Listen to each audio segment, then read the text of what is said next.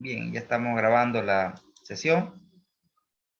Entonces, recapitulando un poco la parte conceptual, cuando nosotros analizamos una empresa, tenemos 4 grupos de razones fundamentales. Primero, tenemos que ver la capacidad que tiene la empresa para vivir, o sea, el corto plazo es la liquidez. O sea, la liquidez, nosotros vemos si la empresa tiene la capacidad para operar en el corto plazo. Luego vemos los niveles de deuda. Luego vemos los niveles de deuda y el comportamiento de la deuda a través del tiempo. Luego vemos la eficiencia. Luego vemos la eficiencia y finalmente vemos la rentabilidad. Vemos la rentabilidad, es decir, la capacidad que tiene la empresa para generar utilidades. Entonces, fíjense ustedes que tenemos los estados financieros de Toyosa, tanto el estado de resultado y el balance general del 2015 hasta 2020. En esta plantilla que les he preparado, tenemos algunos indicadores. Fíjense que tenemos los activos corrientes, que estos activos corrientes, ¿de dónde los sacamos? Del balance. Todas estas cuentas son sus cuentas de balances. Por ejemplo, el activo corriente, simplemente usted le da igual, se va a datos, y ubicamos el activo corriente, total activo corriente, y lo que hace usted simplemente es arrastrarlo, ¿sí? Nada más. Lo mismo hace con cada una de las cuentas, disponibilidad igual, inventario lo mismo. Y acá tenemos las razones de liquidez. Vean que aquí tenemos la fórmula, ahí tienen la fórmula, activo corriente sobre pasivo corriente, liquidez ácida, activo corriente menos inventario sobre pasivo corriente y la inmediata. Entonces vemos el comportamiento histórico,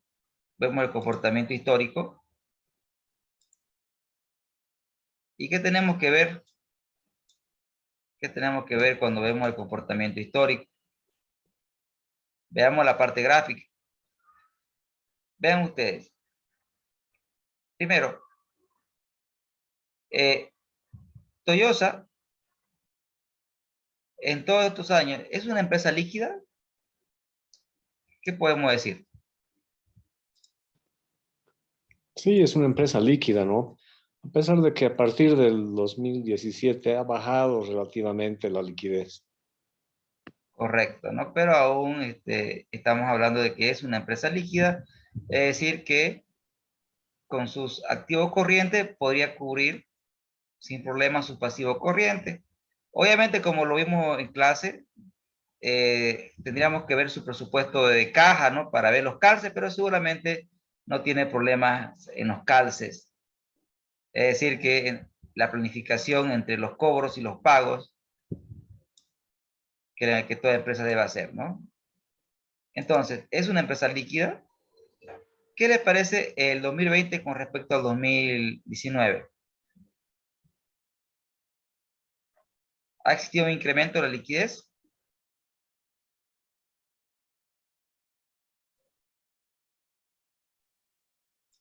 Sí, ha subido. Genial, entonces fíjese, entonces uno se pone a pensar y dice, pero en el 2020 se dio el efecto de la pandemia, ¿por qué mejoró su liquidez corriente? Ok, ya cuando usted se está preguntando el por qué pasó algo, ya usted está haciendo análisis.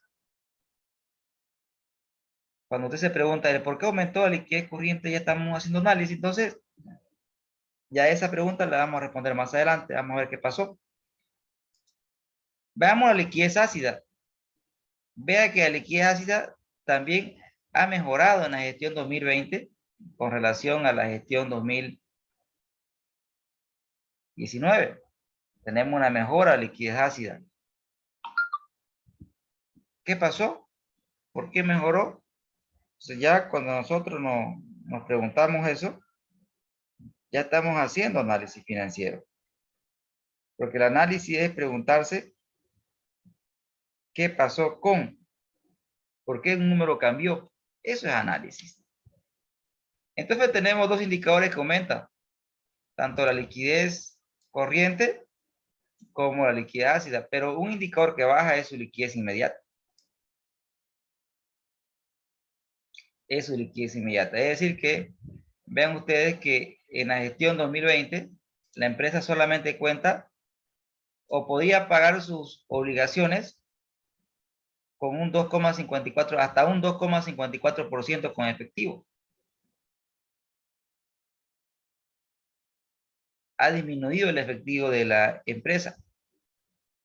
Y esto tiene mucha lógica, ¿no, jóvenes, ¿no, señores? Porque seguramente, como todas las empresas, ha disminuido. Bueno, vamos por partes. Esto es lo que vemos en tema de liquidez. Ha bajado la liquidez, entonces nos preguntamos qué pasó. ¿Qué ha pasado? Entonces, para hacer esta explicación, ustedes se van y ven los estados financieros, pues, ¿no? Veamos qué ha pasado. Veamos qué ha pasado. La caja, fíjense, evidentemente baja de 40 millones a 21. Entonces, eso explica la disminución de la liquidez inmediata. Hay una disminución del efectivo. ¿Y por qué ha habido una disminución de efectivo? Entonces, lo que pasa es que vean ustedes cómo los ingresos han caído. Cómo los ingresos han caído de 1 millón a, es decir, si nosotros calculamos la disminución porcentual, es decir, este señor menos el periodo anterior sobre el periodo anterior para saber en cuánto han caído los ingresos. Miren, han caído en un 34% los ingresos. En la gestión 2020 con respecto a la gestión 2019 se ha experimentado una caída de los ingresos de un 34%. Obviamente, caen los ingresos,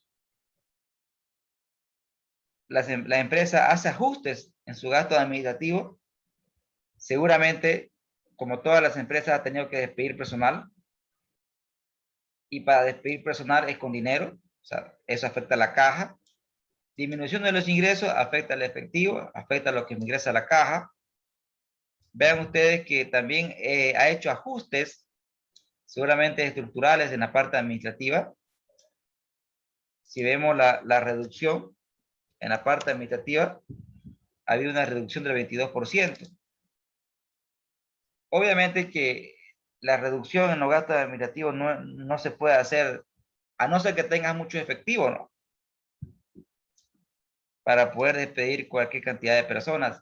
Yo conozco empresas empresas de servicios que en el 2020 han despedido hasta un 40% de su personal. Obviamente con todo su beneficio, pero eso definitivamente afecta al flujo. Para votar tiene que tener dinero. Y las personas obviamente porque ustedes saben bien que no se podía despedir a las personas, ¿no es cierto? Ustedes saben bien que en esa época no se podía votar a las personas, pero me imagino que las personas han hecho este razonamiento, ¿no? El barco se está hundiendo, ¿no? Mejor salto con paracaídas, ¿no? ¿Me dejo entender? Me voy con todo mi beneficio y veo qué hacer con mi vida. Ese ha sido el razonamiento de muchas personas. Porque el futuro era incierto, no sabíamos cuánto iba a durar la pandemia. Entonces muchas personas optaron por aceptar lo que la empresa le dio, le pagó todos sus beneficios y se fueron con salvavidas, ¿no? Es decir, el barco, si estamos todos, nos hundimos todos. Estamos todos, nos hundimos todos. El barco, para que siga andando, tiene que ser más liviano. Pero no podemos botar, pues, a todo al río, pues, ¿no ves? Lo tenemos que lanzar con pequeños barquitos, que es su liquidación, para que ellos se vayan a nuevos puertos. Y eso es lo que han hecho las empresas. Toyosa no ha sido seguramente ajena a ese fenómeno. Tenemos un micrófono. Ahora sí. Bien. Entonces, estamos explicando, señores, el por qué la disminución de la liquidez inmediata. Entonces, es una parte de una caída de los ingresos, obviamente, fíjense, presentó pérdidas. Con menos ingresos y con similares egresos, obviamente se afecta a la liquidez inmediata. Pero en cuanto a liquidez corriente, vean ustedes que mejoró también su liquidez ácida. ¿Qué ha pasado? Entonces nosotros nos fijamos en el pasivo, en el activo corriente. Vean ustedes que el activo corriente, en la última gestión, vamos a ver en cuánto, miren, su activo corriente decreció un 8%. Decreció un 8% su activo corriente. Y si vemos más en detalle, vea que, ¿qué decreció?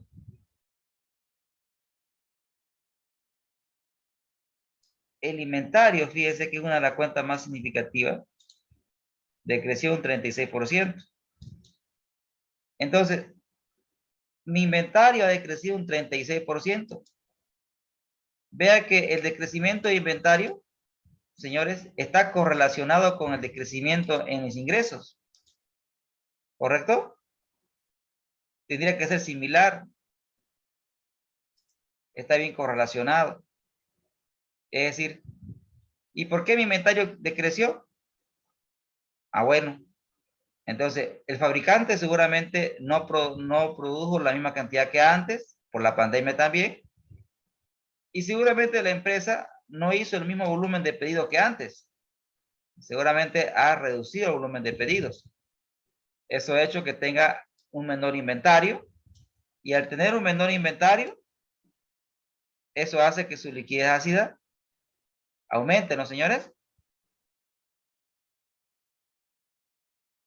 ¿Y qué ha pasado con su liquidez corriente? ¿Por qué aumentó?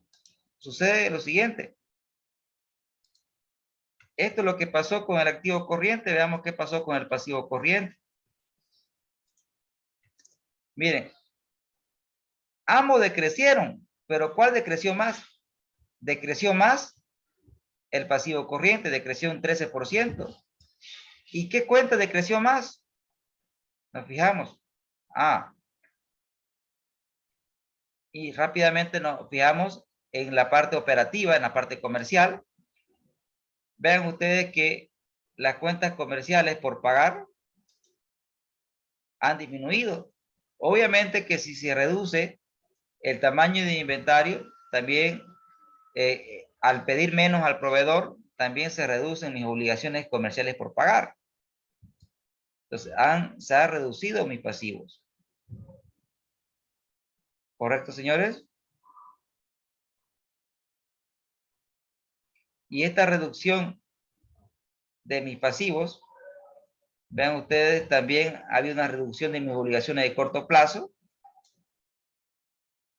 Ha habido una reducción de mis obligaciones a corto plazo. Sobre todo las bancarias, ¿no? ¿Por qué? ¿Por qué? Porque en este periodo de tiempo, ¿qué existió? Estamos hablando de 2020, señores.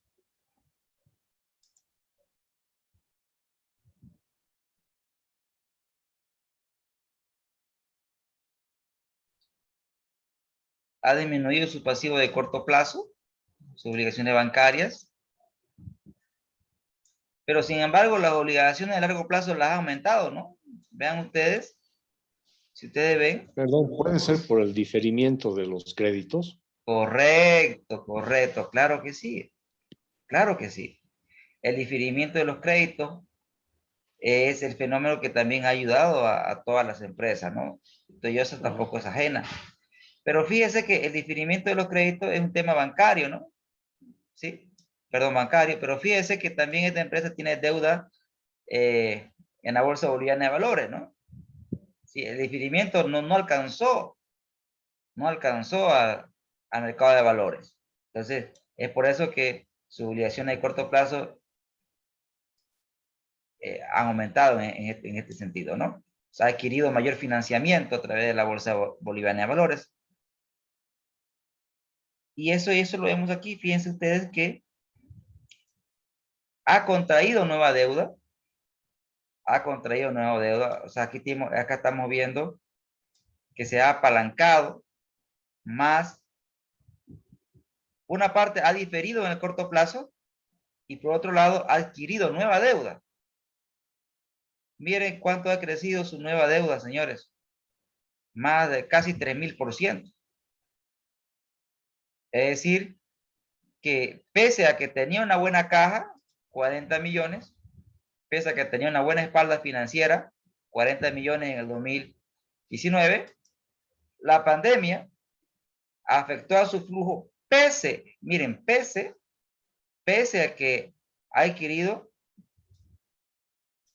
si lo ven en términos absolutos, si usted resta, mire el financiamiento, 97 millones de bolivianos, que no es poco dinero, se ha apalancado. Y todos estamos de acuerdo que este apalancamiento, o la mayoría del apalancamiento que ha existido en la pandemia, ha sido un apalancamiento para aliviar flujo, ¿no, señores? Ha sido un apalancamiento para respirar. ¿Estamos de acuerdo? Sí, de acuerdo. Entonces, vemos que Toyosa no ha sido ajena en ese sentido. Si no hubiera optado por ese apalancamiento, quizás su liquidez inmediata hubiera caído aún más. O sea, pese a que adquirió financiamiento, aún así la caída ha sido de 4,15% a 2,54%. Entonces, ya con lo que hemos visto, podemos redactarlo como un cuento, ¿no? Entonces, podríamos decir que Toyosa, en cuanto a liquidez, es una empresa líquida. Su liquidez corriente y su liquidez inmediata ha experimentado un incremento en el 2020 con relación al 2019, debido fundamentalmente a que ha adquirido financiamiento bancario. Ese financiamiento bancario se ha inyectado a su efectivo, le ha permitido liquidar sus pasivos de corto plazo, porque había una disminución de su pasivo de corto plazo, y eso ha hecho que su posición de liquidez corriente mejore. En cuanto a liquidez inmediata, podemos decir que el nivel de inventario se debe fundamentalmente a la disminución del nivel de inventario, debido a que la empresa, por la pandemia, ha hecho menores pedidos de unidades de vehículos para tenerlo en su stock para la venta. En cuanto a la liquidez inmediata, la reducción, pese a que ha adquirido financiamiento bancario de más de 100 millones de bolivianos, si lo vemos en total, ese financiamiento le ha ayudado a cubrir su pasivo de corto plazo, pero también a cubrir sus operaciones normales, y seguramente también gran parte de ese dinero ha sido destinado a liquidar personal, porque como todas las empresas, no seguramente lo ha hecho, ¿no? O sea, yo tengo conocimiento de que sí lo ha hecho, aunque no se podía, pero vuelvo y repito, o sea, las personas han preferido irse con algo, porque si usted le dice, mira, estamos mal, te liquidamos con todos tus beneficios, e inclusive, y ustedes no me van a dejar mentir, que algunos trabajadores hasta le han dado hasta 2 sueldos de más para que se vayan. Así, seguramente ustedes lo saben perfectamente, lo han escuchado, lo han vivido, lo han hecho, o han visto que lo han hecho. Porque si yo no me quiero ir, ok, no quiero irme. Ok, y si te damos 2 sueldos de más, ¿te vas? Y señores, yo les cuento porque lo he visto, o sea, y las personas han optado por irse, pues le pagan su beneficio, sus 3 meses, más 2 meses, más que más le están dando un salvavidas para vivir 6 meses. hasta que se recupere la economía y vuelvan a conseguir nuevos empleos, ¿no? Entonces, esa es la historia que nos cuenta Toyosa en cuanto a la liquidez. Veamos cómo está su deuda. Nuevamente, vemos los índices de deuda. Vea usted que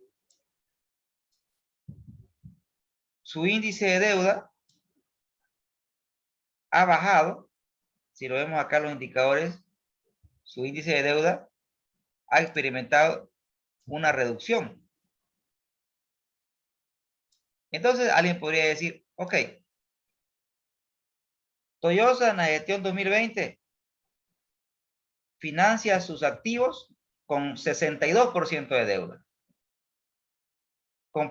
En comparación con la gestión 2019, ha existido una reducción del financiamiento externo. Y alguien podría decir, ¿bajó el pasivo? No, el pasivo financiero aumentó. Eso tenemos que tenerlo claro, porque aumentó la deuda financiera, lo hemos visto. Pero ¿por qué bajó el nivel de deuda? Porque el pasivo no financiero bajó. Entonces tenemos que diferenciar el pasivo entre financiero y no financiero. El pasivo financiero es el pasivo que nos genera costo. En este caso, la deuda que tiene Toyosa con los bancos y la deuda que tiene con el mercado de valores, es decir, las obligaciones que tiene con el público, porque ha emitido bonos. Entonces, ese tipo de obligación aumentó, ha aumentado el pasivo financiero. Lo que ha reducido es el pasivo no financiero. Ha bajado proveedores y ha bajado todas las cuentas que no son financieras. Entonces, eso ha hecho que su nivel de deuda disminuya. Pero repito, ha disminuido su nivel de deuda debido a que ha disminuido el pasivo no financiero. No sé si me dejo entender, señores.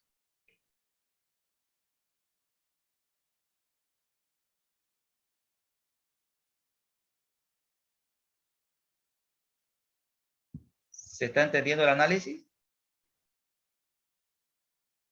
Pregunto.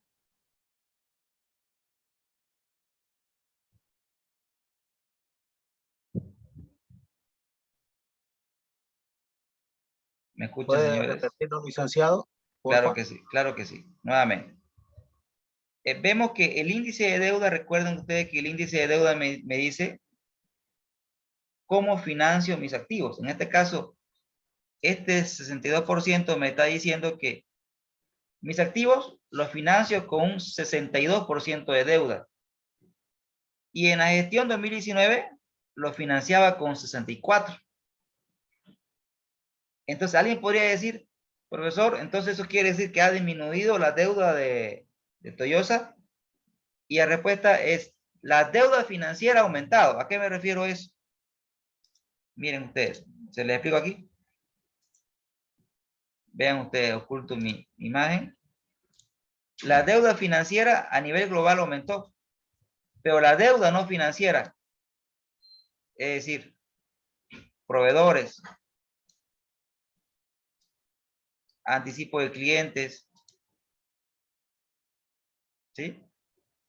Esta es la deuda no financieras, ingresos diferidos. Esta deuda, la deuda no financiera, ha bajado. Ha existido una reducción. Pero la deuda financiera ha aumentado. La deuda bancaria, aparentemente, cuando hablo de la deuda financiera, tenemos que verlo en total, porque alguien dirá, fíjense que a nivel global, ¿qué podemos ver? ¿Cuánto ha sido el financiamiento bancario? El financiamiento global de Toyosa. Veamos. Hago esta resta. Y esto es lo que ha pagado. ¿Sí? Veamos a ver. Por un momento esto lo voy a ocultar. Solamente voy a concentrarme en las dos últimas gestiones para verlo de una mejor manera. Lo voy a ocultar. Y solamente para que veamos las últimas gestiones. Vean ustedes. Estamos viendo las gestiones 2019 y 2020. Vean ustedes que la deuda financiera, en este caso, eso es lo que pagué, 98 millones. Me financié 6. Me presté 97 a largo plazo. Y de corto plazo, ¿qué ha pasado? Entonces, en total, la pregunta que nos vamos a hacer ahora, Toyosa,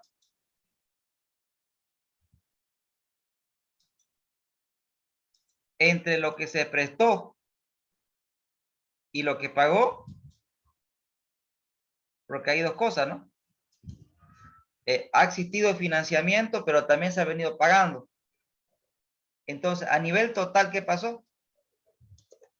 A nivel total, ¿cuánto de efectivo le entró o le salió por deuda? Vean ustedes lo interesante, entre entradas y salidas, más fueron las salidas, ¿no, señores? 41 millones de bolivianos. ¿Correcto? ¿Qué quiere decir? Que pese a la pandemia, si bien Toyosa adquirió financiamiento, pero también fue amortizando. Entonces, habría que ver los momentos, ¿no? Por aquí lo vemos acá al cierre de gestión. Habría que ver los momentos. Seguramente el ingreso efectivo fue en lo peor de la pandemia y la salida de efectivo seguramente han sido al término del año. ¿Me dejo entender, señores? Pero en términos totales, por actividad de financiamiento con costo, más han sido las salidas que las entradas de deuda para Toyosa.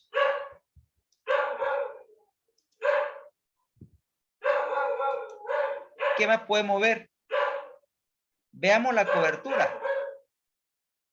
¿Es lógico que la cobertura baje? ¿Por qué bajó la cobertura? Y nos preguntamos. Miren, la cobertura es menor a 1, ¿no? ¿Qué le dice usted de una cobertura menor a 1, señores?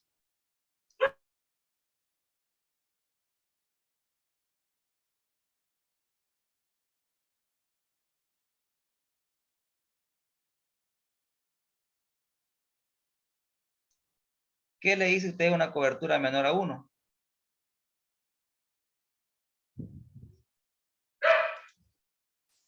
Para responder a esa pregunta, veamos el estado de resultados. Veamos el estado de resultados. Vean ustedes. Una cobertura menor a 1 quiere decir algo interesante. Vean ustedes lo que pasa con Toyosa.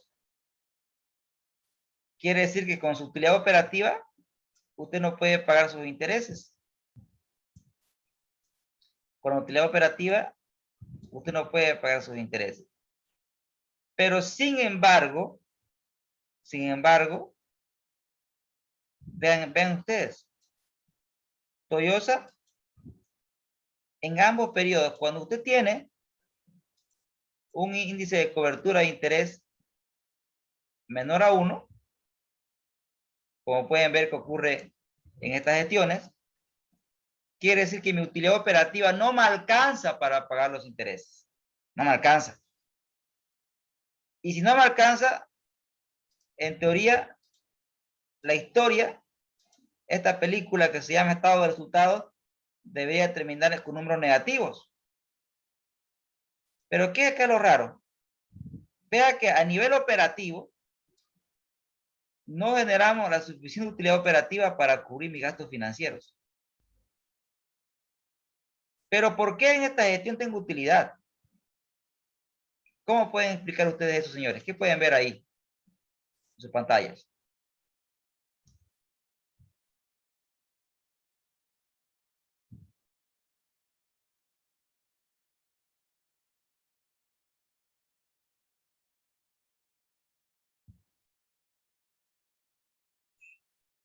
¿Qué pueden ver?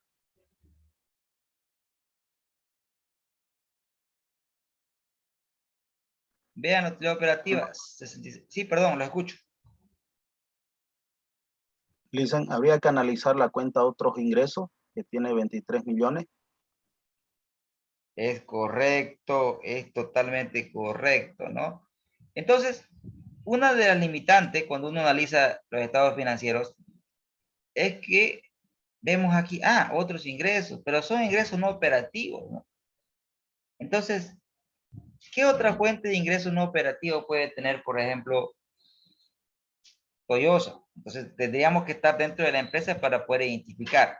Pero ya sabemos que a nivel operativo, en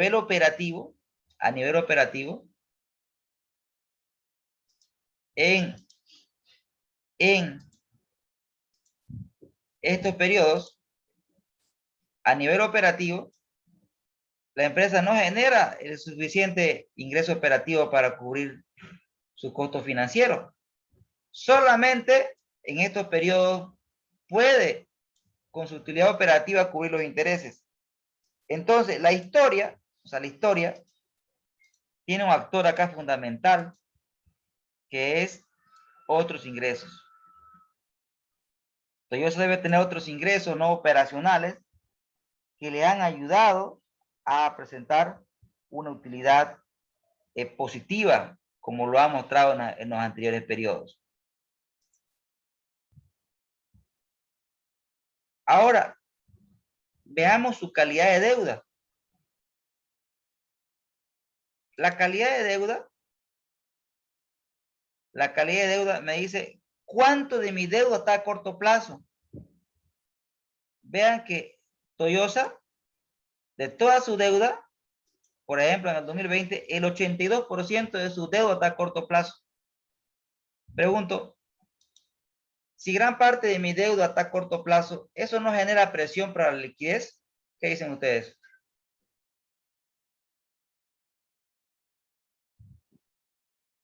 Si la empresa concentra mucha deuda a corto plazo, ¿eso afecta a la liquidez?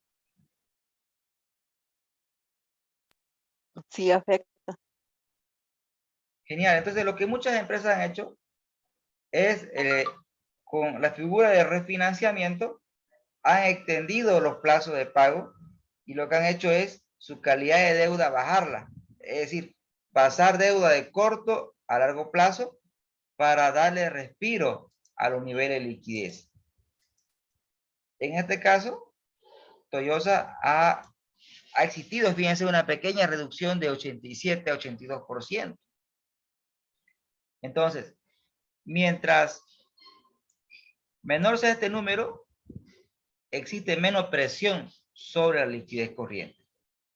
Entonces, en general podemos decir que Toyosa es una empresa que tiene nomás un elevado nivel de deuda, supera su deuda 50%, pero podríamos decir que con relación a su historia es algo normal para esta empresa.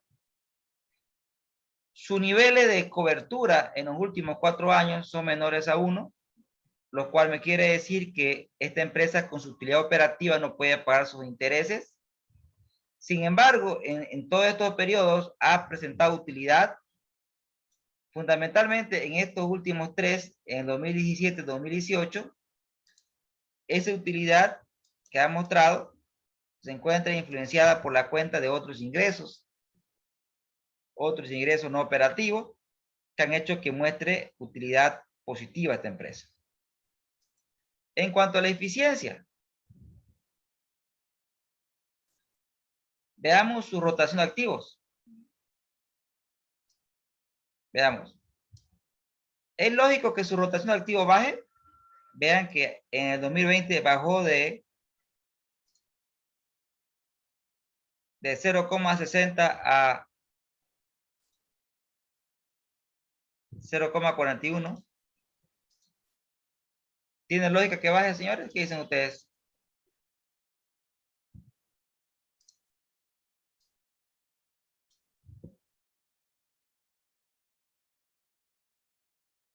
¿Qué me mide la rotación de activos? Por ejemplo, en el 2019, por cada peso que usted invierte en los activos, ese peso me genera 0,60 en ventas. Es decir, por cada peso que yo invierto en mi activo, ese peso me genera 0,60 en ventas. Pero en la gestión 2020, por ese mismo peso que invierto, me genera solo 0,41 en ventas. Mi pregunta es, ¿a qué se debe la reducción de la rotación de activos?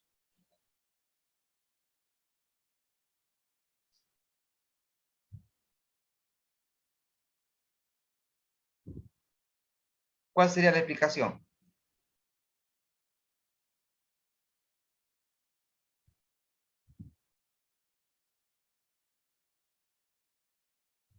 Lo escucho.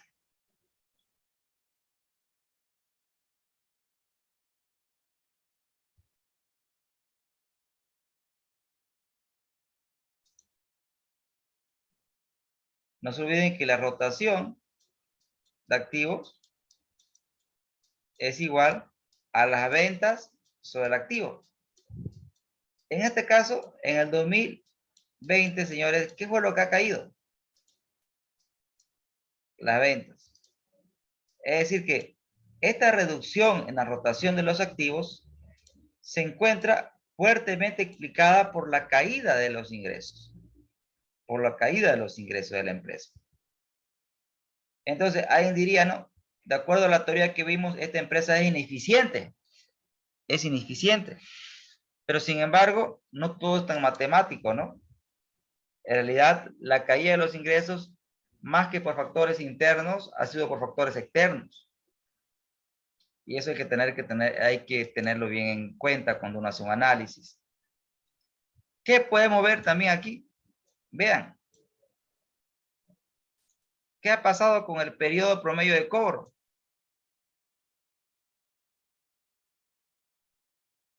Ha aumentado a 115 días, de 70 a 115 días. Es decir que la empresa en la gestión 2019 demoraba 70 días en recuperar su cuenta por cobrar. En la gestión 2020 demora 115 días. Esto lo habíamos visto también en la anterior sesión. Dos factores, ¿no? O la empresa ha optado por políticas más agresivas, o fundamentalmente yo pienso que es por un tema de la mora. De la mora. Es decir, los clientes en promedio se están demorando en pagar. Y eso es algo obvio porque en pandemia, las personas que hacen, ¿será que usted se ha preocupado de estar al día con su cuotita comercial con esta empresa? ¿O habrá priorizado educación, salud, alimentación? Sin embargo, Salud. claro, definitivamente, ¿no? O sea, considero que es por una mora. Luego repito, para hacer un análisis profundo tenemos que estar en la empresa.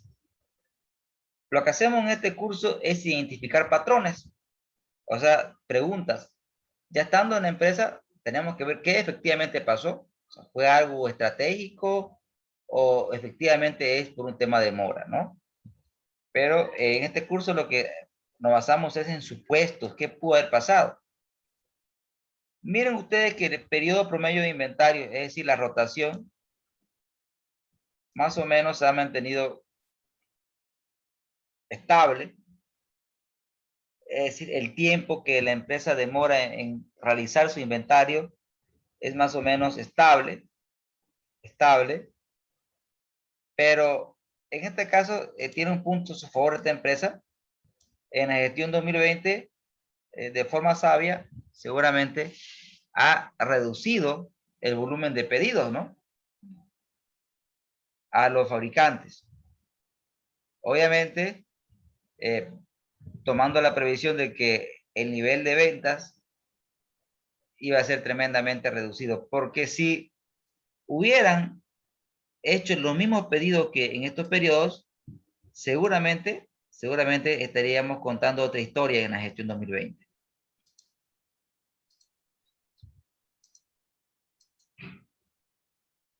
En cuanto al periodo promedio de pago,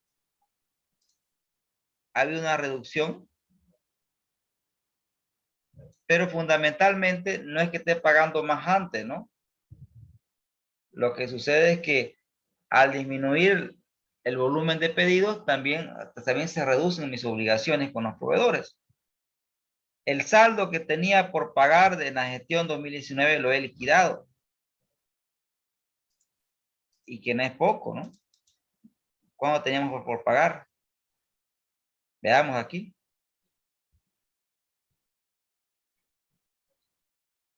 Miren. 123 millones. Es decir, ¿cuánto me salió de mi bolsillo?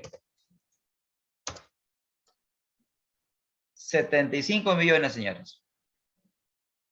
75 millones ha sido la salida de efectivo por la regularización de mis obligaciones comerciales, para terminar con un saldo de 47. Es decir que esto se debe a que he reducido mis obligaciones comerciales.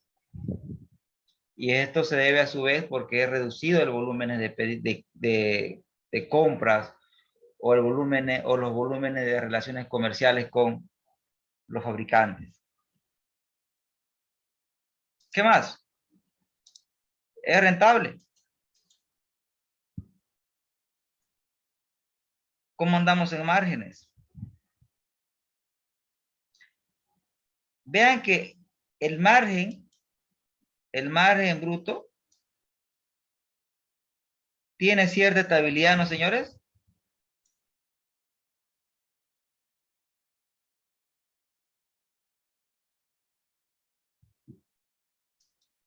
Porque el margen, ¿qué lo mueve?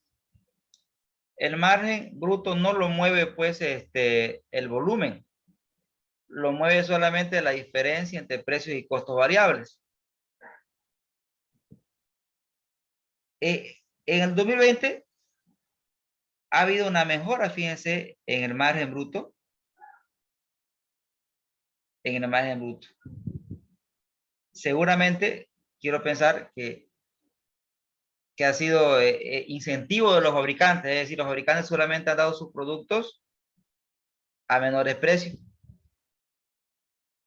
Eso ha hecho que el margen de Toyosa aumente. Había una mejora en el margen bruto. Pero ¿qué me dicen su margen operativo? Observen, ¿qué ha pasado ahí?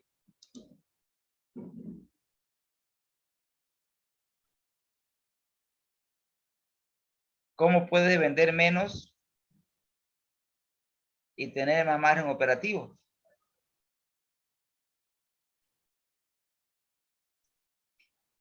La explicación es, pese a que se ha vendido menos, que ha hecho Toyosa, los que le mencioné, ha reducido gastos operativos. Para que tú tengas más margen operativo, para tener más margen operativo, o cobran o aumentas el precio, reduces los costos, vendes más o tienes menos gastos operativos.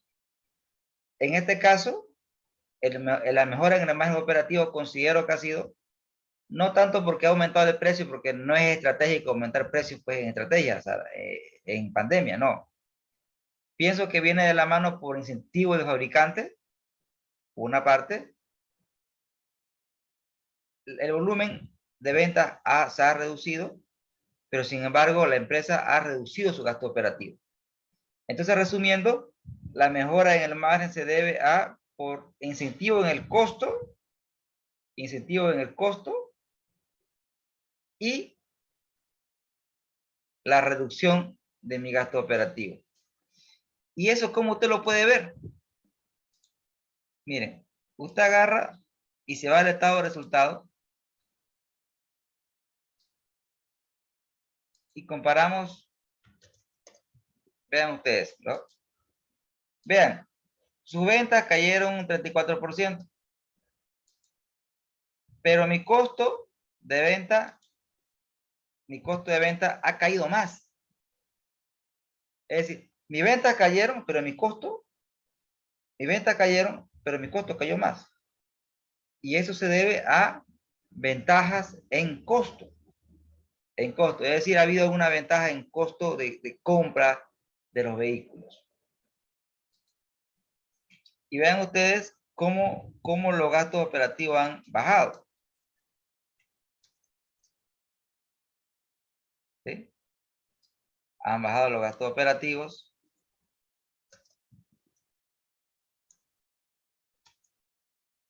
¿Sí?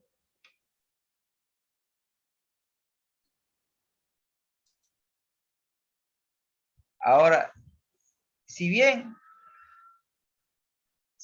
vean ustedes que nos hemos mantenido estable, hemos mejorado aquí, pero ¿por qué hemos caído en margen neto?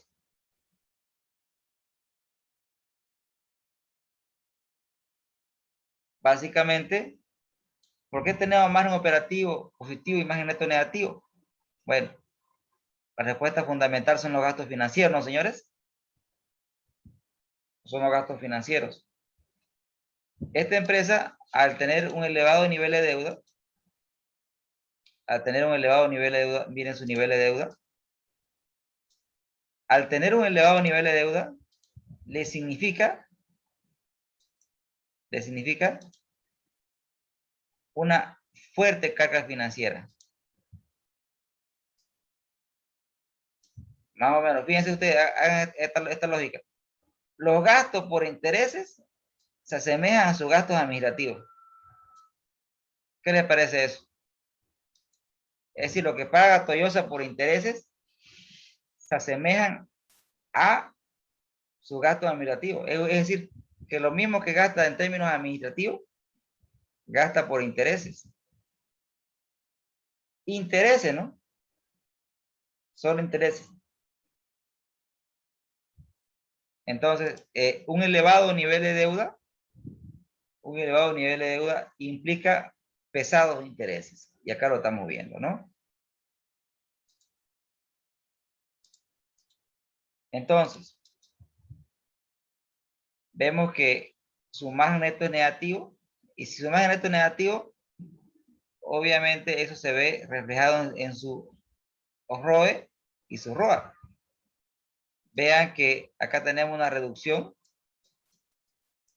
Y acá tenemos una reducción de su nivel de rentabilidad. Su mejor año, de lejos, es el 2015. Luego, estaba en una situación de mejora. Fíjense que estaba mejorando. Existía una mejoría. Pero la pandemia obviamente afectó de manera terrible a esta empresa. Entonces, pero no podemos quedarnos aquí, tenemos que hacer Dupont. El Dupont me dice de dónde viene la rentabilidad, ¿no? Señores, hacemos Dupont, ¿qué dicen ustedes?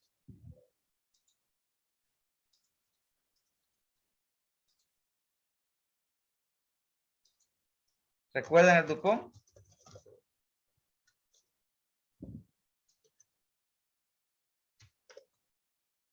Lo vimos en la teoría, ¿no?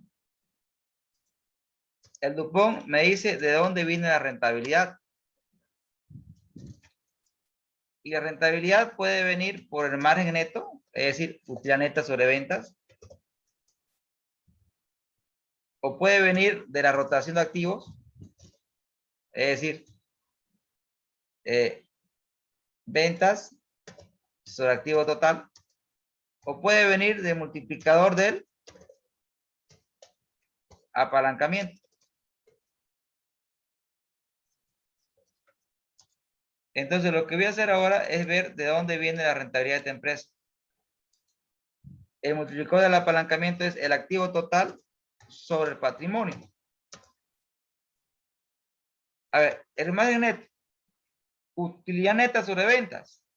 Usted agarra, primero lo tengo acá ocultado, ¿no? Vamos a que muestre todo. Mostrar.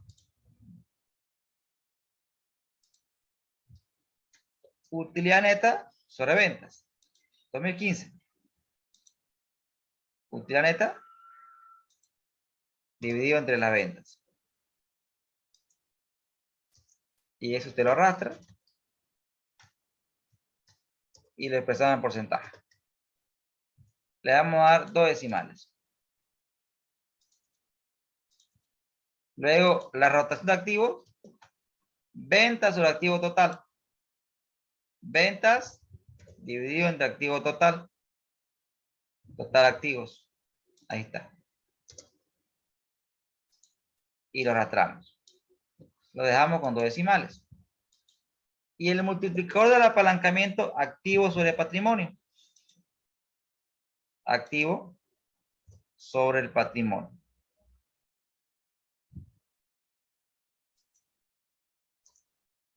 Bien. Entonces,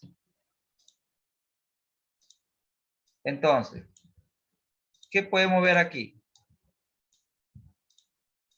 El ROE, que es la utilidad neta sobre el patrimonio, es el producto, ¿no? Este señor, por este señor, por este señor. Y el ROE me va a decir de dónde viene la rentabilidad de Toyosa. Bien. Pregunto. Veamos.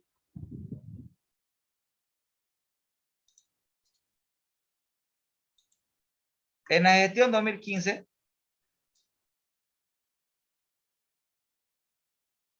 con la gestión 2016. Veamos la caída, analicemos todos los periodos. La caída de ROE es un tema de margen, es un tema de rotación y es un tema de apalancamiento. Es decir, mi rentabilidad ha caído porque margino menos, roto menos y he reducido mi nivel de apalancamiento. O sea, he reducido mi nivel de deuda. Ahora, en la gestión 2019, tengo margen negativo, he reducido mi rotación y he reducido mi apalancamiento.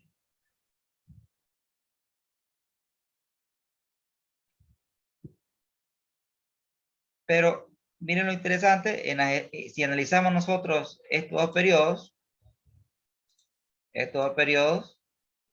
¿qué podemos ver? Mi rentabilidad ha mejorado. Porque tengo mejor margen, ¿sí? Roto más mi activo, sí.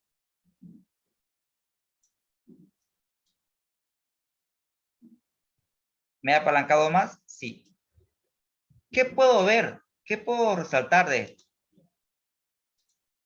Señores, la rentabilidad que muestra Toyosa es una empresa que margina poco y sobre todo que en estos periodos este margen, ¿a qué se debe? Este margen positivo. ¿Se debe a situaciones operativas, señores? ¿O a efecto de otros ingresos?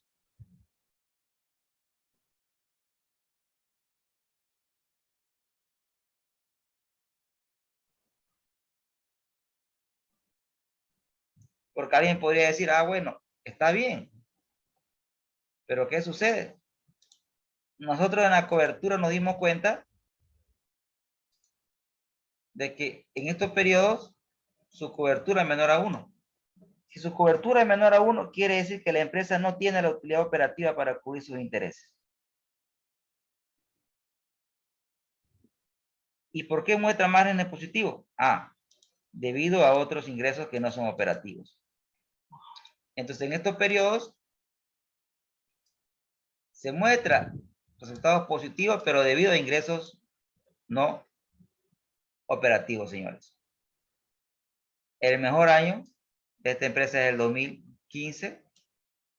De ese periodo no ha logrado llegar a esos márgenes, ¿no? Entonces, en conclusión, Toyota es una empresa líquida, tiene elevado nivel de deuda.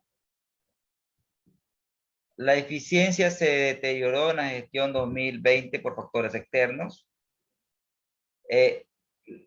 No es rentable, en la gestión 2020 tiene pérdidas, pero es por lo explicado anteriormente, ¿no? Sin embargo, con los niveles de liquidez y con un contexto favorable, se espera que la empresa mejore su situación en el corto plazo. Eso en cuanto a Toyota. Ahora, veamos los bancos. Los bancos. Y vámonos. Veamos Banco Solidario. Veamos Banco Sol.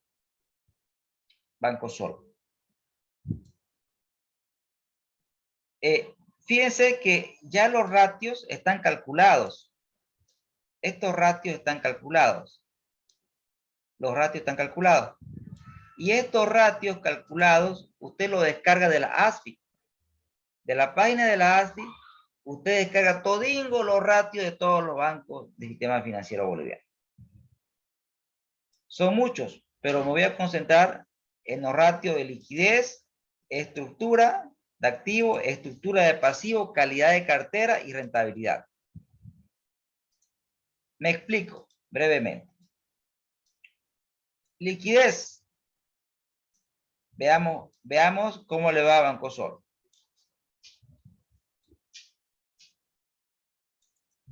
Tiene una liquidez del 27. Veamos comportamientos. 2020 versus 2019 versus 2020. Pregunto. ¿Mejoró su posición de liquidez?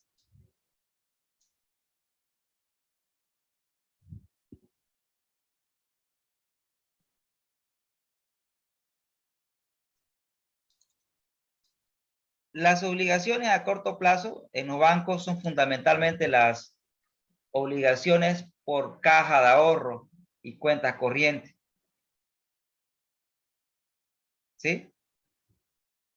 Caja de ahorro y cuenta corriente. Entonces, ¿qué ha pasado? ¿Ha mejorado su liquidez?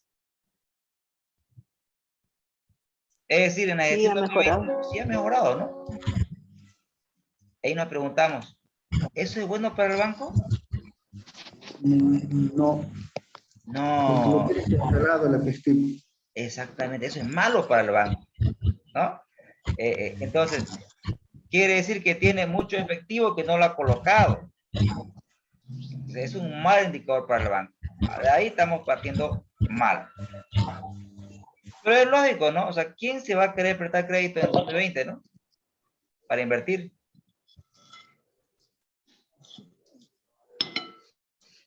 Veamos lo más importante. Este de aquí, lo voy a resaltar.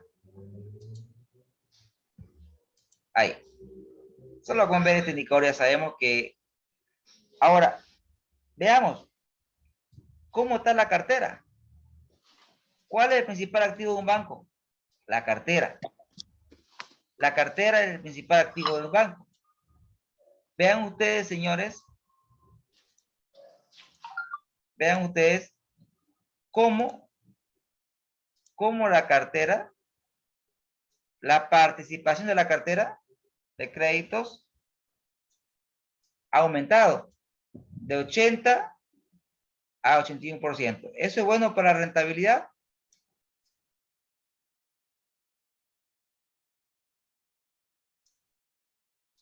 Vean este número.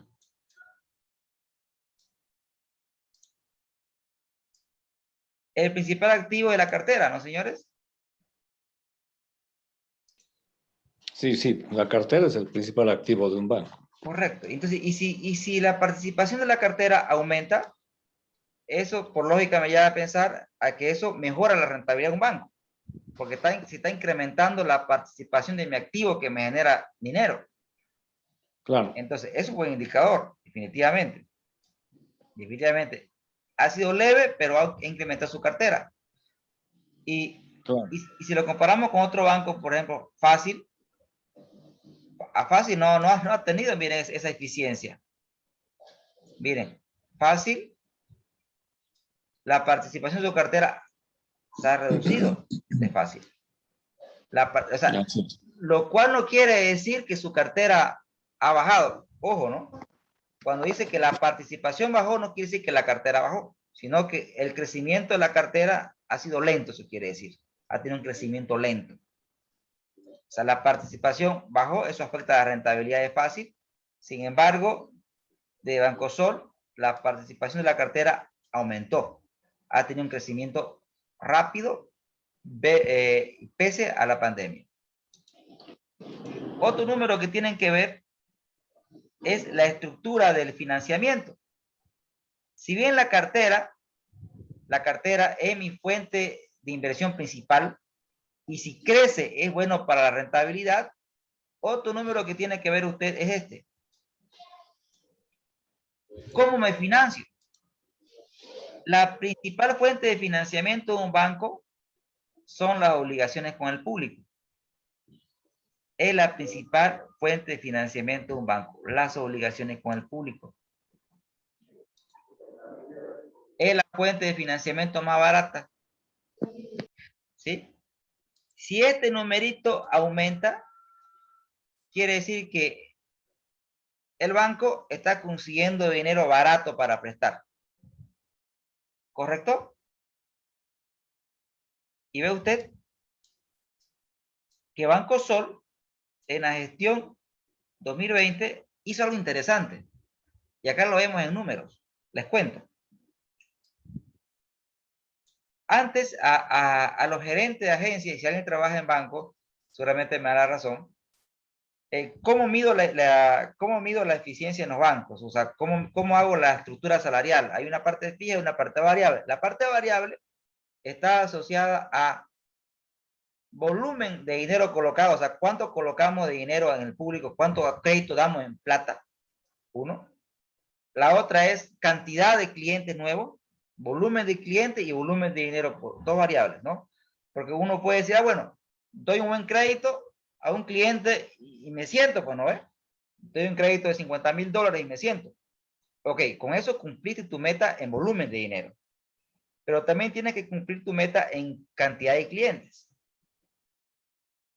Dos variables, volumen y cantidad de clientes. La otra variable es la mora. Tienes que dar buenos créditos. Genial. Esos eran los tres indicadores con los que se mide la eficiencia de una gerencia de agencia de un banco. En este caso, Bancosol. Con la pandemia, la actividad de colocación se frenó un poco. Los asesores estaban pues en sus casas trabajando y demás. Entonces, se incorporó una nueva meta. Entonces, ya que no estamos colocando, captemos financiamiento del público. Entonces, la nueva meta es que ya que la gerencia de cada agencia ahora tenía que hacer que crecer la apertura de caja de ahorro. Una cuarta meta. O sea, ahora te medían no solamente por colocaciones, sino por captaciones. Y acá vemos que eso ha dado resultados. Miren ustedes cómo han mejorado las captaciones de Bancosol. Es decir, está consiguiendo dinero barato. Veamos versus Fácil. Fácil. Miren ustedes. Fácil, señores, ha disminuido sus captaciones con el público. La participación no quiere decir que hubiera bajado sus captaciones. O sea, sus captaciones ha aumentado, pero lento. Ha tenido un crecimiento lento. ¿Y qué pasa cuando este señor baja? El negocio del banco es prestarse y colocarlo. Para que exista el negocio, me tengo que prestar a bajo costo. Y lo más barato que existe para el banco son las obligaciones con el público. Pero si eso baja, entonces, ¿de dónde me fondeo? Ah, bueno, tienes que emitir títulos valores. Ejemplo, ¿cuánto pago por una caja de ahorro? Pago 1,2%, 1,2%, 1,3%, 1,5%. Ahora, si me financio con DPF, ¿cuánto pago? 6%, 5,5%. Más caro, ¿no? Si emito bonos, 5, 6%. Entonces, las otras fuentes de financiamiento son más caras. Y la otra es el fondeo, pues, ya con aporte de capital. Entonces, si este numerito, ustedes ven que está bajando, quiere decir que está aumentando el costo del financiamiento. Y si aumenta el costo del financiamiento, el margen baja, señores. ¿Tiene lógica lo que les digo?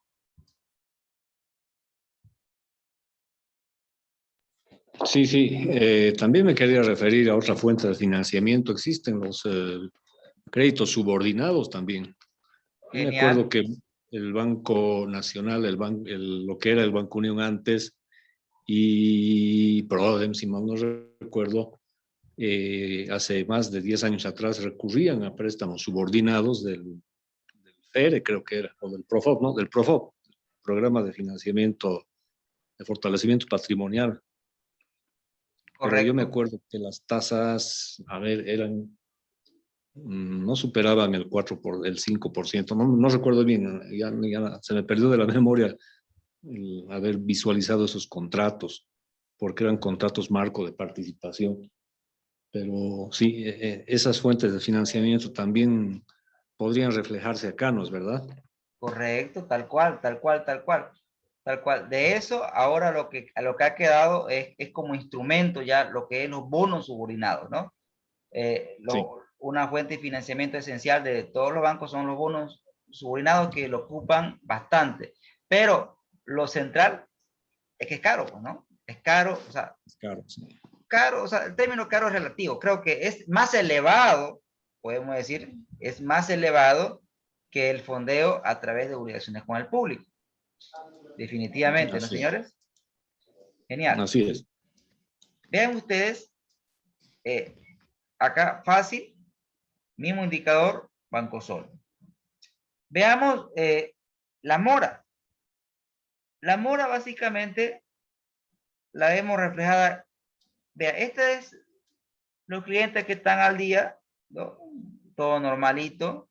O sea, mi cartera vigente sobre mi cartera total, pero ya esto de aquí ya son los morosos. Y aquí está la mora. Si usted suma estos dos, este señor más este señor le tiene que dar el 100%. Vean,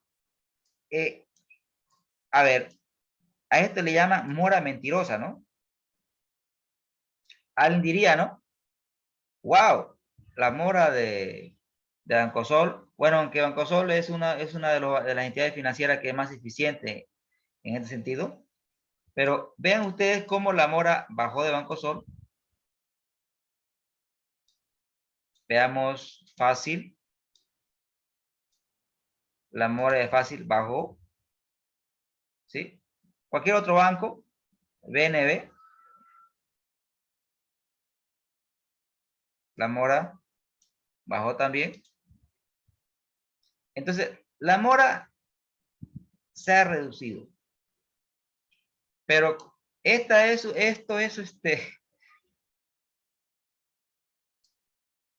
fruto, pues,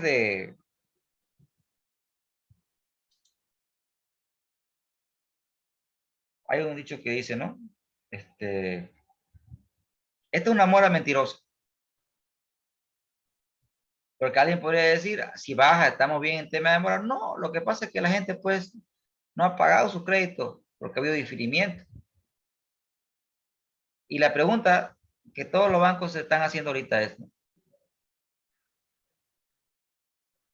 Una vez que baje la marea, vamos a ver quiénes estaban nadando chutos, dice, ¿no?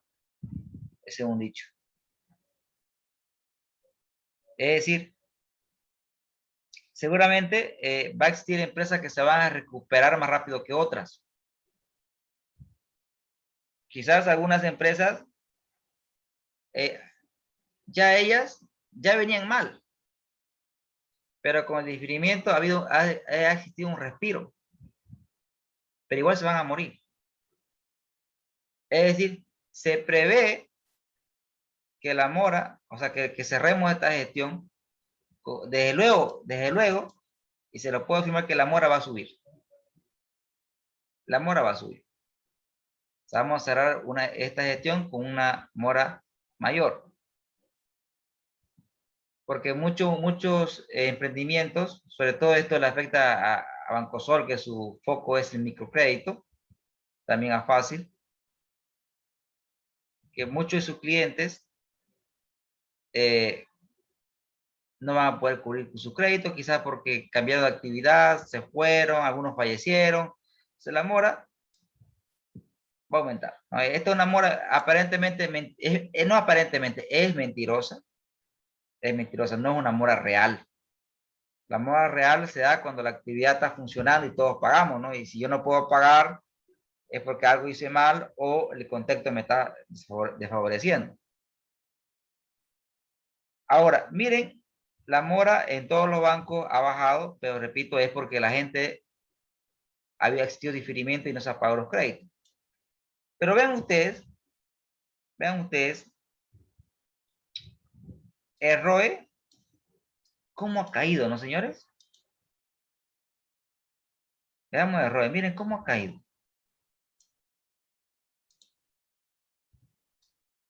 De 20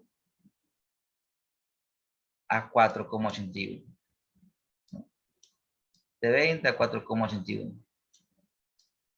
El ROE ha caído terriblemente porque es totalmente inevitable. ¿Y por qué ha caído mi ROE?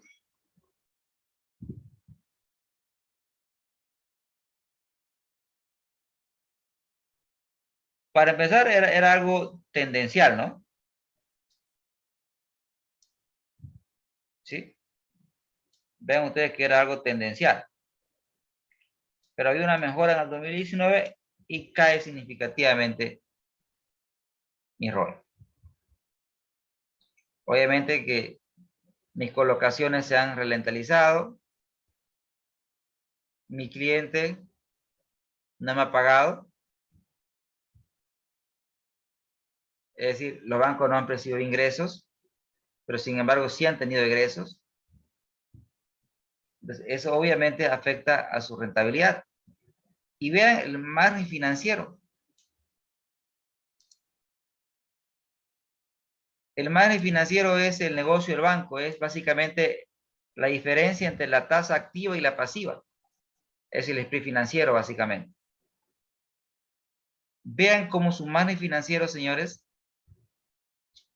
a través del tiempo, ha tenido un comportamiento decreciente. Entonces, y la pregunta es, ¿el margen financiero le afecta el volumen?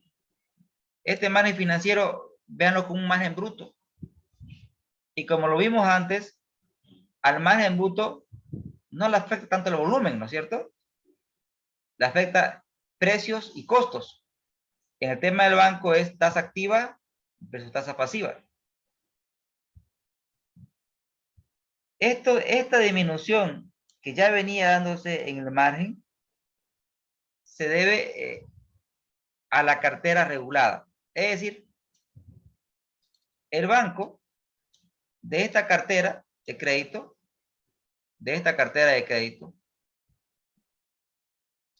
antes, obviamente como banco, como cualquier otra empresa, va a buscar colocar su cartera en operaciones que le generen alta rentabilidad. Pero como ahora la cartera es regulada, es decir, que del 100% de la cartera, el 60% tiene que estar colocada en crédito productivo y vivienda social.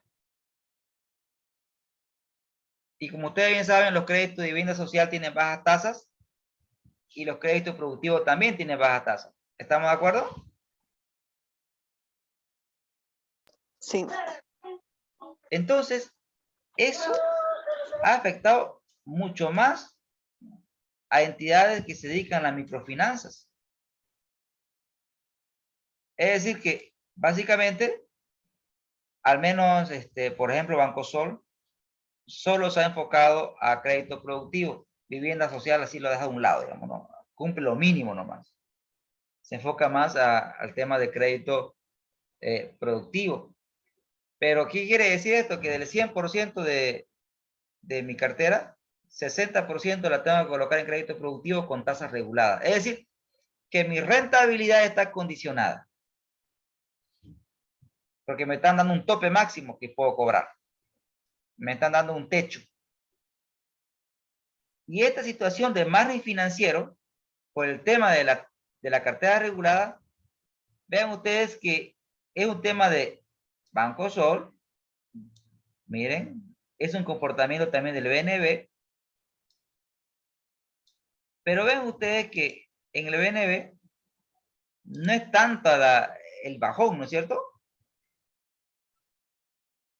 Obviamente acá hay algo interesante. Fíjense los márgenes. ¿Quién margina más?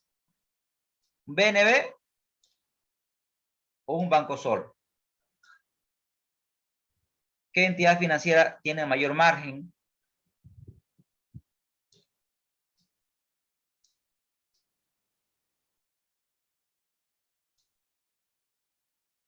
Desde luego, la que tiene mayor margen es Bancosol, ¿no es cierto? ¿Tendrá lógica esto, señores? ¿Qué dicen ustedes? Vean, margen financiero. Sí, efectivamente. ¿A qué se debe esto?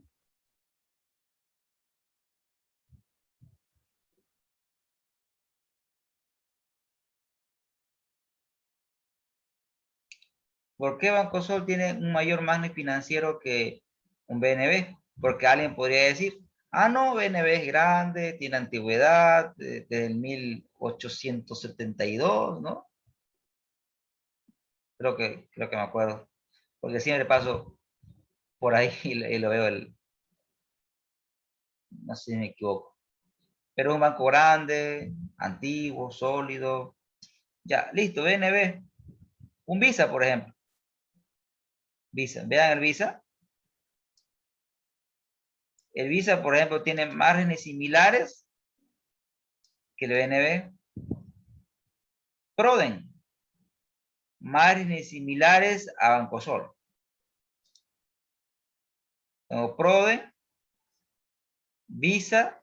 Visa tiene un margen financiero similar al de el BNB. Entonces, la explicación es la siguiente, pues, ¿no? Los márgenes, el margen financiero, al igual que los márgenes de una empresa comercial, son indicadores que contribuyen a la rentabilidad. Es decir, mientras más margen financiero tenga un banco, va a ser más rentable. Eso ya lo vimos. Ahora, ¿cuál es el tema? Que el margen de un banco está asociado al modelo de negocio del banco. O sea, cuando uno ve el margen financiero, está viendo el modelo de negocio de un banco. Por ejemplo, el modelo de negocio de Fácil, el modelo de negocio de Proden, el modelo de negocio de Bancosol es enfocarse en microcrédito. En microcrédito. Y el microcrédito es una actividad riesgosa, porque tienes un cliente informal, tienes un cliente que hoy está, mañana no puede estar, un cliente que puede cambiar de forma rápida de actividad, Entonces, son operaciones que involucran más riesgo. Y como son operaciones crediticias que involucran más riesgo, obviamente los bancos tienen que cobrar mayor rentabilidad, o sea, más tasa activa, lo cual es tremendamente lógico. A mayor riesgo, mayor rentabilidad. Entonces, las tasas que cobran las entidades dedicadas a las microfinanzas son pues elevadas en comparación con un BNB, con un Visa. Porque un BNB, un Visa, trabaja fundamentalmente con banca empresa. Es decir, ellos dan crédito a empresas formales, ya con antigüedad, ya no hacen, hacen el análisis con base a estado financiero, por ejemplo.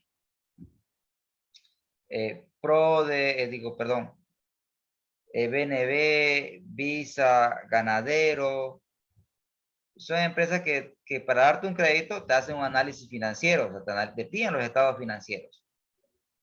Pero un Proden, un Bancosol, no. Es el asesor de crédito que mediante una charla te pregunta, ¿y cuánto ganas? ¿Cuánto hijo tienes? ¿Cuánto vendes? Y le va armando un flujo de caja. Entonces, estamos ante un cliente informal. En consecuencia, un cliente más riesgoso, le cobro más. Lógico, ¿no? Y como le cobro más, eso se repercute en un mayor margen.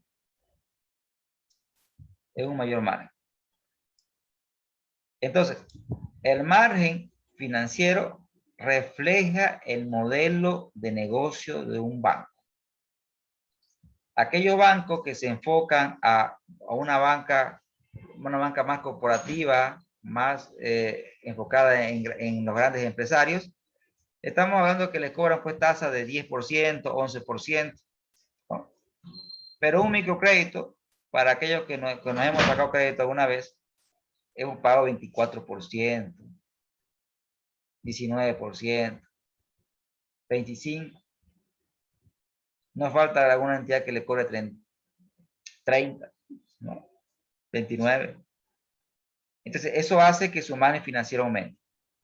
Y vean ustedes. Pero esas tasas, pero por ejemplo, las cobran las IFDs que se dedican a la banca comunal, ¿no? Correcto, Son correcto, las IFEs que también están reguladas, exactamente, son tasas elevadas, ¿no es cierto? Pero son tasas racionales en función al riesgo pues, del capital, ¿no es cierto, señores? ¿Correcto? Claro.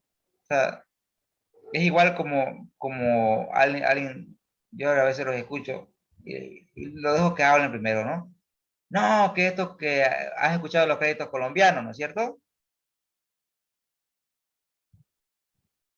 O los mexicanos que cobran casi el 100% de tasa. Perfecto. Entonces, la pregunta es, ¿te ponen una pistola para acceder a los créditos aquí de nuestros amigos colombianos?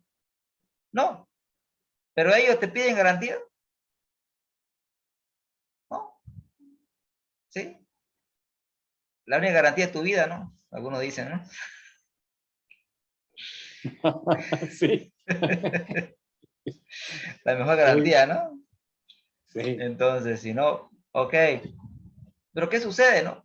Básicamente, si nosotros lo vemos desde el punto de vista de las finanzas puras, es un tema de oferta y demanda. Para que tú accedas a ese tipo de crédito, que mucha gente lo accede, mucha gente.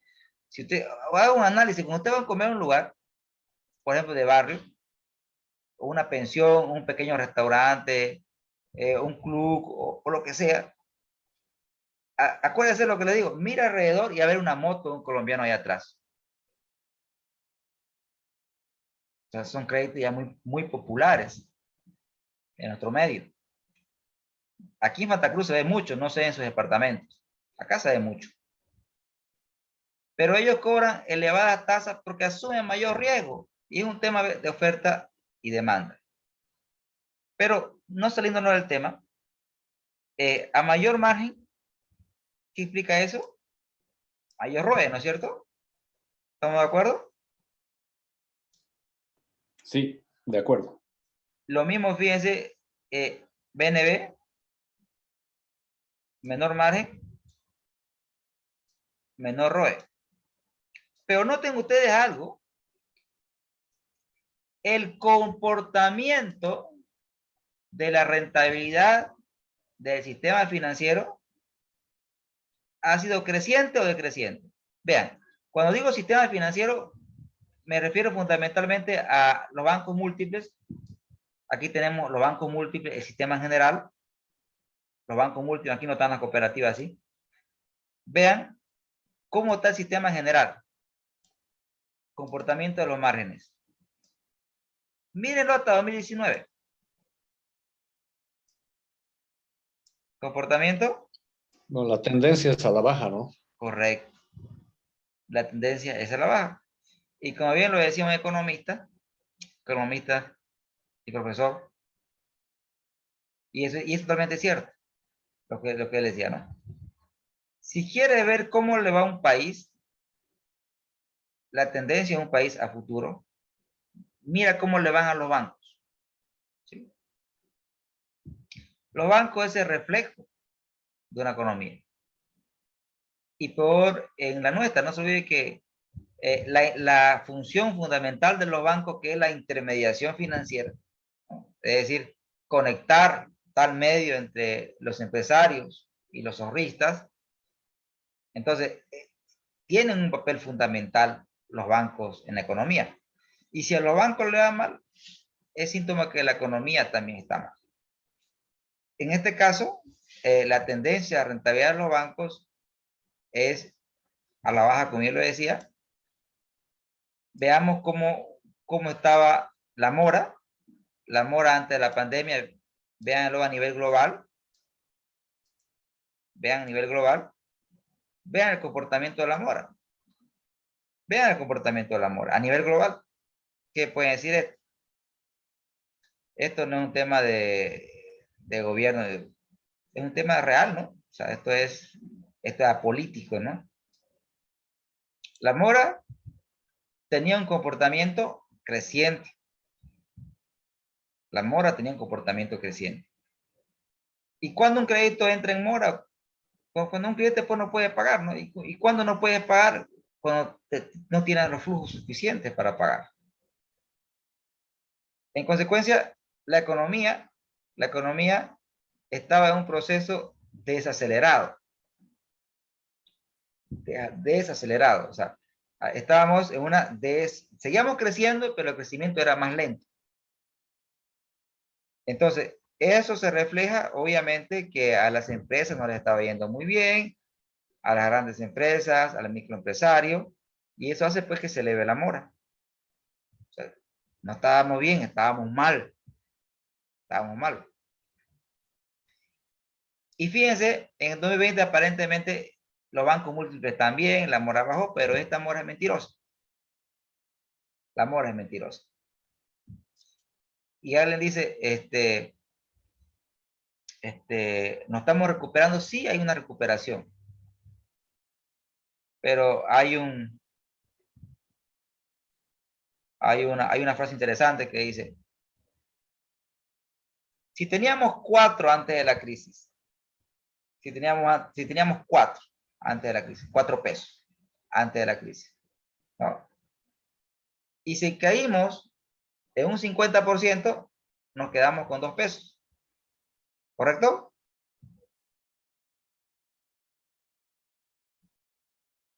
Teníamos 4, caímos 50%, nos quedamos con 2. Recuperación. Hemos incrementado 50%. Si teníamos 2 e incrementamos 50%, ¿cuánto tenemos?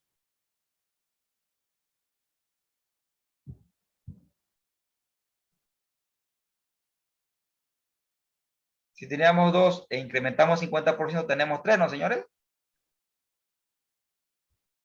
Tenemos 3.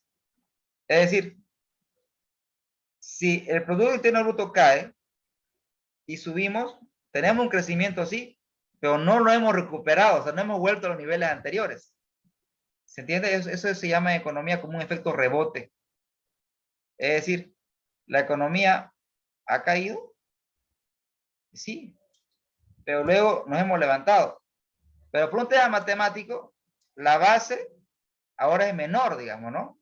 Hemos crecido, pero no hemos vuelto a los niveles anteriores de crecimiento. Ha habido un efecto rebote. Obviamente que después de una caída existe una levantada, pero no se vuelve a los niveles normales. Ahora imagínense este 2021, si es que se da todavía el doble aguinaldo, si ya por sí la mora antes de la pandemia, la mora tenía un comportamiento creciente. ¿Ustedes creen que la mora se va a revertir en el 2021, 2022?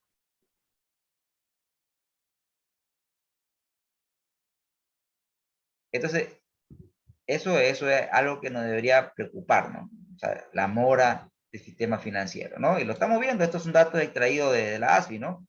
No es un dato que me lo estoy inventando yo. ¿Estamos, señores?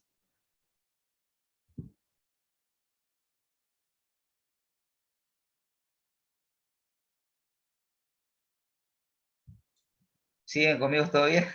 ¿No les ha aburrido? Sí, sí, sí. Entendido, no se preocupe. Sí, sí, todo va bien. Genial. Veamos cómo le está yendo a todos los bancos en el tema de la disponibilidad. Vea que efectivamente que el comportamiento, ¿sí? Ha sido que como no ha habido pues muchas colocaciones, eso ha implicado que la liquidez del sistema financiero aumente. Es decir, tenemos un sistema financiero líquido, sí, líquido, pero esto obviamente le afecta a la rentabilidad porque los bancos juegan, este señor, lo voy a poner con rojo, este señor,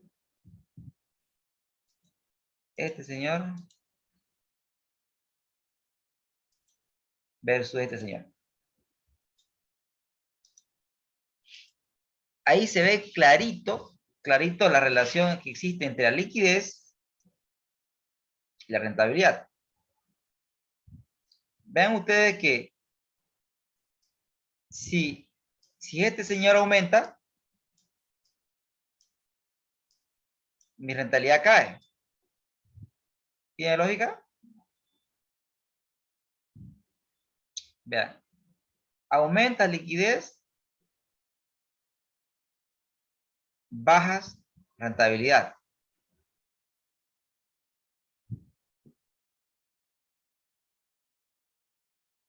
Eso es algo que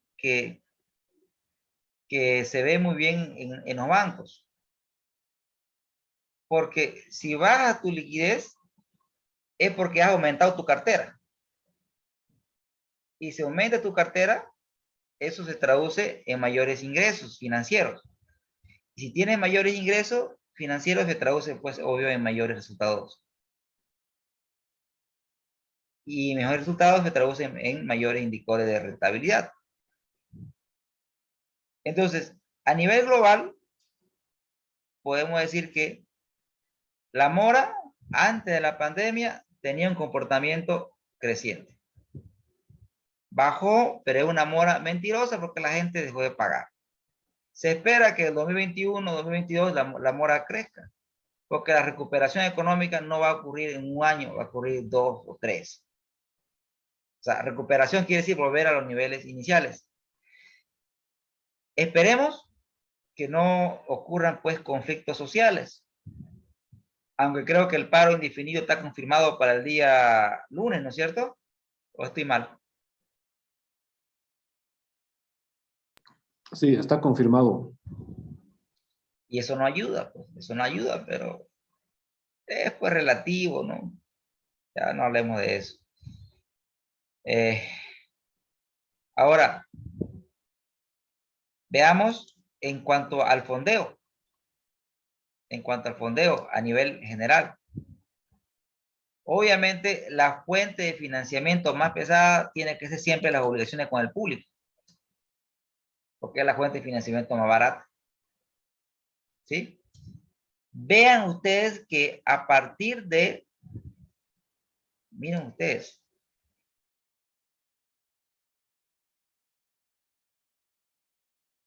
¿qué le dice eso? ¿Será que eso no afectará la rentabilidad, señores? La participación de mi fuente más barata está bajando.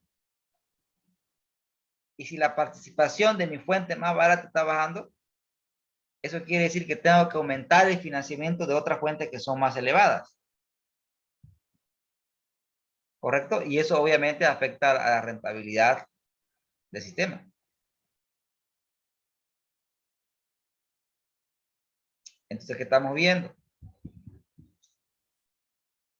La cartera, alguien dirá, wow, pero la participación de la cartera está aumentando. Estamos locos. A ver, explícame, a ver, ¿cómo mi cartera está aumentando y mi rentabilidad está bajando? Porque en teoría, en un mundo perfecto, si la participación de la cartera aumenta, vean ustedes lo que les estoy mostrando aquí. Si la participación de la cartera aumenta, ¿debería aumentar la rentabilidad, no, señores? ¿Qué dicen ustedes? Claro, debería aumentar. Debería aumentar. ¿Pero por qué no aumenta? Ah, porque estamos matando margen, ¿no? La cartera regulada mata margen, pues. Porque te están obligando a dar créditos no rentables. No digo no rentables, digo que tu rentabilidad es mucho menor a la que tenías antes. Y no digo que sea malo, todo tiene, o sea, obviamente que para el sector productivo, especialmente el agrícola, que tiene más actividad en el departamento de Santa Cruz, obviamente que eso ha tenido pues un impacto positivo, ¿no? Pero desde el punto de vista del mejor alumno, lo estamos castigando mucho, ¿no? El mejor alumno. Claro, es limitante, pues. Muy limitante. Pudiendo crecer más, ¿no? Entonces, fíjense ustedes que es correcto lo que usted dice. No debemos castigar al mejor alumno. O sea, y lamentablemente,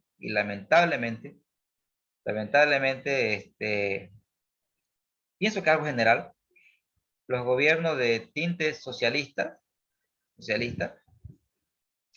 tienden a castigar al mejor estudiante. ¿Sí? Cuando digo castigar al mejor estudiante y premiar al peor estudiante, es básicamente sacar a ricos y repartir entre pobres, ¿no? Pero sabemos que eso no es sostenible, ¿correcto?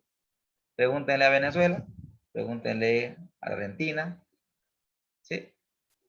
Entonces, está bien que tus buenos alumnos aporten más, pero no los castigues mucho, no se pueden enojar, ¿no es cierto?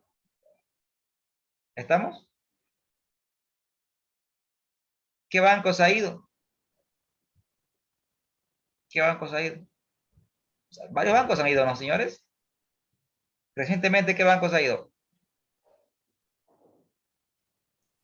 De Bolivia.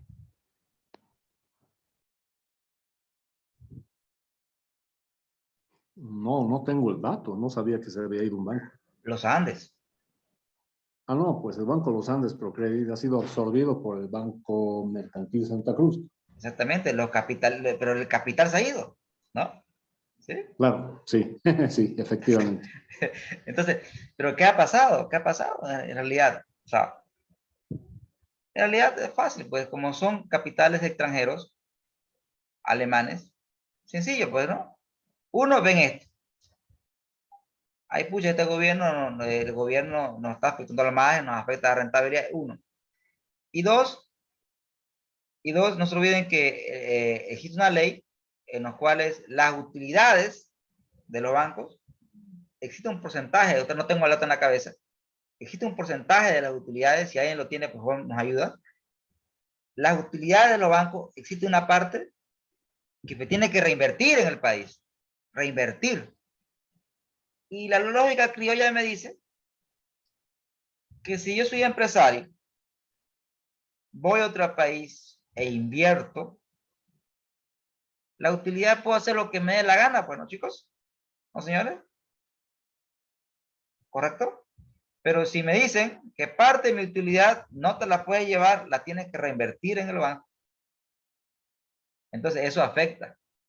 Entonces son eso y otras cosas más han hecho que, por ejemplo, que el Banco Los Andes o los capítulos, no el banco, como usted bien lo menciona, fue absorbido, ha sido fusión por absorción, pero los capitales han ido. Los capitales han ido. Entonces, son cosas que tenemos que ver. Entonces, a nivel general, podemos decir, ¿tenemos un sistema financiero líquido? Sí. El comportamiento del fondeo,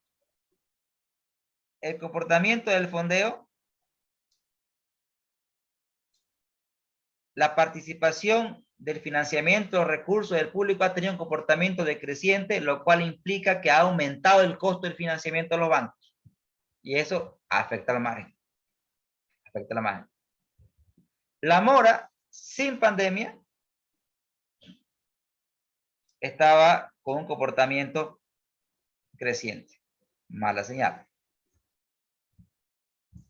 Tenemos un sistema financiero con un comportamiento de rentabilidad decreciente, líquido, con un financiamiento cada vez más caro, o sea, con una estructura de financiamiento cada vez más cara. Si bien la cartera ha aumentado, sí ha aumentado, pero en créditos que no reportan mucha rentabilidad a los bancos. Y esto es, señores, un resumen. Espero que les hubiera servido esta clase. Fíjense que lo hemos hecho rapidito, ¿no ves? Como les prometí en la última sesión. Pero espero que lo que les he compartido les sirva en algo para el análisis financiero, señores. Yo con esto, esta grabación se la voy a pasar mañana. Fue un placer compartir con todo y cada uno de ustedes. ¿Sí? Espero que el curso hubiera sido de utilidad, señores. Sí, muy interesante. Muchas gracias, señor docente, y esperemos pues tener más cátedras, más recordatorios en algunos casos, porque pues la memoria es frágil, ¿no? Uno se olvida algunas cosas que son importantes rememorarlas. Así es, Henry, totalmente, ¿no? Estos cortos ayudan a refrescar la mente, ¿no? ¿No, Alberto? Sí, definitivamente que sí. Muchas gracias, ingeniero. Nos has refrescado la mente. Ya nos estábamos olvidando de análisis financiero. Pues ahora otra vez vamos a volver al análisis financiero con sus magistral exposición y realmente nos ha recordado muchos temas de análisis financiero. Muchas gracias, ingeniero, y que Dios lo bendiga siempre. Gracias por su palabra, Alberto. Gracias a todos. Me despido. Descansen, que esté bien, se cuidan y vamos para adelante que se puede. Un abrazo a todos. Hasta luego, señores. Gracias, señor. Hasta luego, ingeniero. Hasta luego a todos.